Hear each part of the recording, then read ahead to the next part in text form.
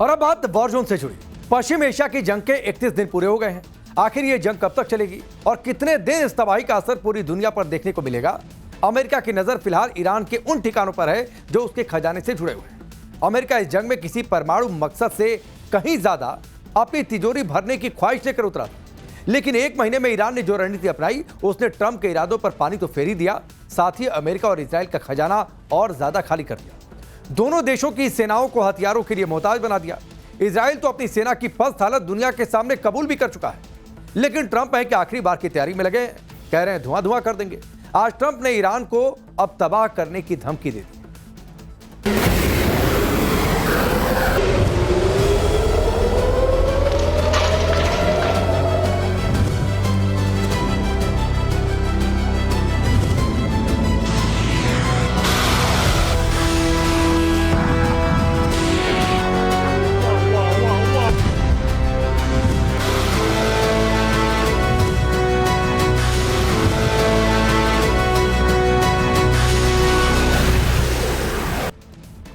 Donald Trump एक तरफ Hormuz को कब्जाने की कोशिश में लगे हैं, दूसरी तरफ ईरान पर हमला भी कर रहे हैं। ऐसे में एक बार फिर ट्रंप ने ईरान को बड़ी धमकी दी।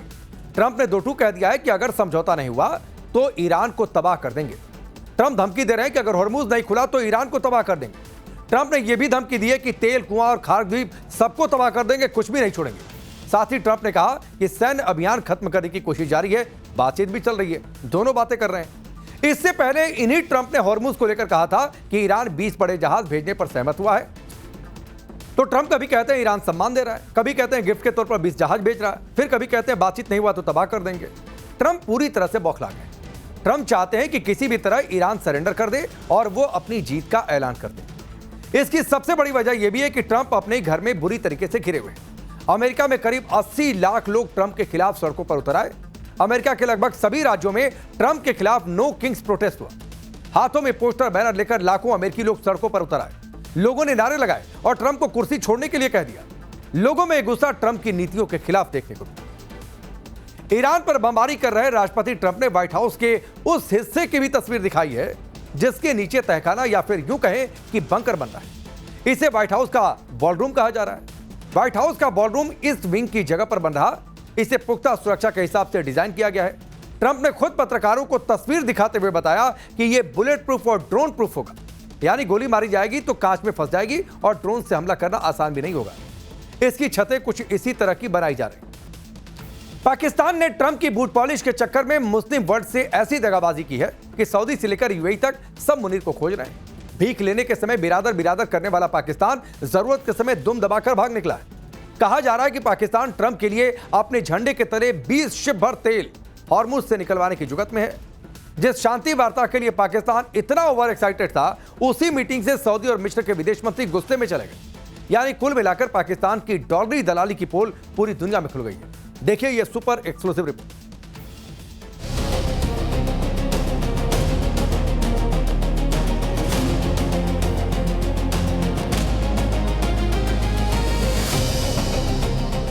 पाकिस्तान डॉलरी दलाल है, यह आज 100% साबित हो गया। पाकिस्तान पैसों के लिए किसी भी हद तक जा सकता है, यह साबित हो गया। पाकिस्तान कूटनीति नहीं, रिश्वतखोरी की नीति करता है, यह खुद डोनाल्ड ट्रंप ने बता दिया।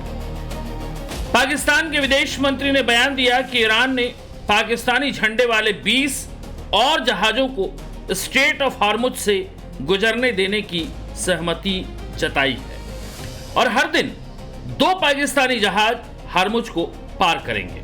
यह दावा करके पाकिस्तान अपनी ही पीठ थपथपा रहा था, लेकिन डोनाल्ड ट्रंप ने एक बार फिर मुनीर पार्टी को चने के झाड़ से उतार फेंक दिया। ट्रंप भी स्ट्रेट ऑफ हॉर्मुज से 20 जहाजों के ही आने की बात कर रहे हैं। पाकिस्तान भी 20 जहाज की बात कर रहा है। ईरान अमेरिका के किसी जहाज को जब हॉर्मुज पार ही नहीं करने दे रहा, तो ट्रंप कैसे तेल के 20 जहाज लाने की बात कर रहे हैं? क्या पाकिस्तान अपने झंडे तले ट्रंप के लिए ईरान से 20 जहाज भरकर तेल ला रहा है? और अगर हां, तो ट्रंप की चापलूसी के चक्कर में अमेरिकी हित में काम करना पाकिस्तान की दलाली वाली नीति नहीं तो और क्या है? एक तरफ डॉलरी दलाल पाकिस्तान ट्रंप की बूट पॉलिश में लगा है, तो दूसरी ओर डिप्लोमेसी की खाल ओढ़े यहां भी कमीशन खोरी का प्लान बना रहा है। पाकिस्तान को अफगान तालिबान ने गर्दन से पकड़ रखा है। खुद के देश में आवाम को देने के लिए पाकिस्तान के पास तेल नहीं है। पाकिस्तान में 50 और 100 मिलीलीटर की बोतलों में पेट्रोल बेचा जा रहा है, और दूसरी ओर इन सबसे बेफिक्र Munir and Dalal party America और ईरान के बीच शांति स्थापित करने के एजेंट बने घूम रहे हैं। बिना किसी तैयारी के पाकिस्तान ने पहले खुद ही पंचायत बुलाई, फिर अपनी ही बुलाई मीटिंग में मुंह के बल गिरा, और जिस काम के लिए मजमा लगाया गया था वो काम भी पूरा नहीं हुआ। ईरान अमेरिका युद्ध में पीस मेकर बनने की चाहत में पाकिस्तान ने इस्लामाबाद में तुर्की, सऊदी अरब और मिस्र के विदेश मंत्रियों के साथ एक बैठक बुलाई। ये बैठक 29 और 30 मार्च को 2 दिनों तक चलने वाली थी, लेकिन एक ही दिन में खत्म हो गई।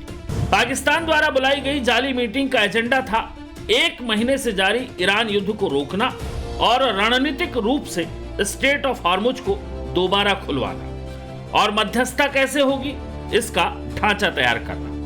सूत्रों के मुताबिक इस मीटिंग में पाकिस्तान को 3 देशों के आगे रोड मैप रखना था, लेकिन पाकिस्तान के डिप्टी पीएम और विदेश मंत्री इशाक डार के पास ना तो कोई ठोस रोड मैप था और ना ही एक्शन प्लान। यही वजह रही कि 2 दिनों तक चलने वाली मीटिंग एक ही दिन में खत्म हो गई। सऊदी अरब और मिस्र के विदेश मंत्री रविवार रात में ही अपने देश के लिए रवाना हो गए, और उनके वापस लौटने को ही पाकिस्तान की बड़ी कूटनीतिक विफलता के तौर पर देखा जा रहा है।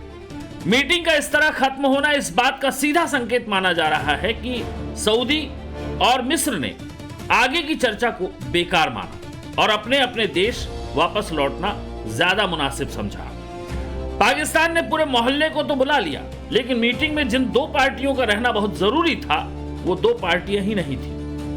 अमेरिका ने पाकिस्तान के जरिए ईरान को 15 पॉइंटर वाली लिस्ट भेजी, जिसे ईरान ने खारिज कर दिया। इसके उलट ईरान ने अपनी 5 शर्तें रखी, जिसमें फ्यूचर के हमलों की गारंटी और युद्ध का मुआवजा मांगा गया। लेकिन दोनों प्रस्तावों के बीच का फासला इतना बड़ा है कि इस्लामाबाद की ये मीटिंग महज एक कूटनीतिक तमाशा बनकर रह गई। और सबसे बड़ा ब्लंडर वहां हुआ जहां मध्यस्थता पर चर्चा करने वाले देश ही एक मत नहीं थे।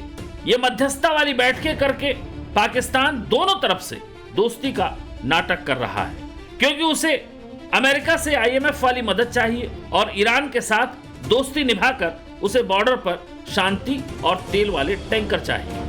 पाकिस्तान डिप्लोमेसी के नाम पर कैसी ढकोसलेबाजी कर रहा है ये पूरी दुनिया देख रही है, लेकिन पाकिस्तान का एक धड़ा फील्ड मार्शल के गुण गाते नहीं थक रहा। दलाल स्टेट को इस वक्त भीख में जो इज्जत मिल रही है वो उसी में खुश नजर आ रहा है। पाकिस्तान ने शांति वार्ता में कैसे खुद को बीच में जबरन घुसाया, इसे लेकर फाइनेंशियल टाइम्स ने एक रिपोर्ट छापी है। इस रिपोर्ट में दावा किया गया है कि आसिम मुनीर को पाकिस्तान में लेजिटिमेसी नहीं मिली, अवाम मुनीर के खिलाफ है, इसीलिए वो ट्रंप के जरिए पाकिस्तान और अमेरिका दोनों जगह खुद को मान्य बनाना चाहता है।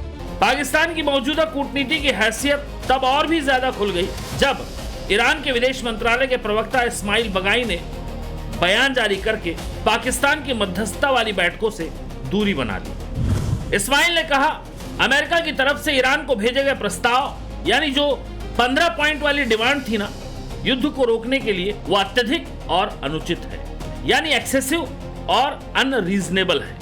इसी के साथ उन्होंने कहा कि ईरान पाकिस्तान की अगुवाई में होने वाली किसी भी बैठक या अमेरिका के साथ किसी भी तरह की अप्रत्यक्ष बातचीत में शामिल नहीं है। कहां पाकिस्तान दुनिया को तीसरे विश्व युद्ध की आग से बचा लेने की बड़ी बड़ी डींगे हाँक रहा था, और ईरान ने 2 मिनट में पल्ला झाड़ लिया। और रही सही कसर ट्रंप ने पूरी कर दी, जब उन्होंने भरे मंच से कह दिया कि उन्हें लूजर्स के साथ घूमना, लूजर्स के साथ रहना बहुत पसंद है। पाकिस्तान, ईरान और अमेरिका दोनों के साथ बैलेंसिंग एक्ट कर रहा है। उधर जो सऊदी को ईरान ने बैलिस्टिक मिसाइलों और ड्रोन से धुआं कर दिया है, वो भी अब पाकिस्तान की ओर देखकर उसे डिफेंस पैक्ट की याद दिला रहा है। लेकिन पाकिस्तान न घर का है न घाट का। अगर वो सऊदी की मदद करने उतरता है तो उसे सीधे तौर पर ईरान के खिलाफ युद्ध लड़ना होगा। और अगर वो सऊदी के साथ जाने से मना कर देता है तो जो भीख का कटोरा मोहम्मद बिन सलमान के आगे मुनीर गैंग लेकर जाता था उसमें टुकड़े मिलने बंद हो जाएंगे।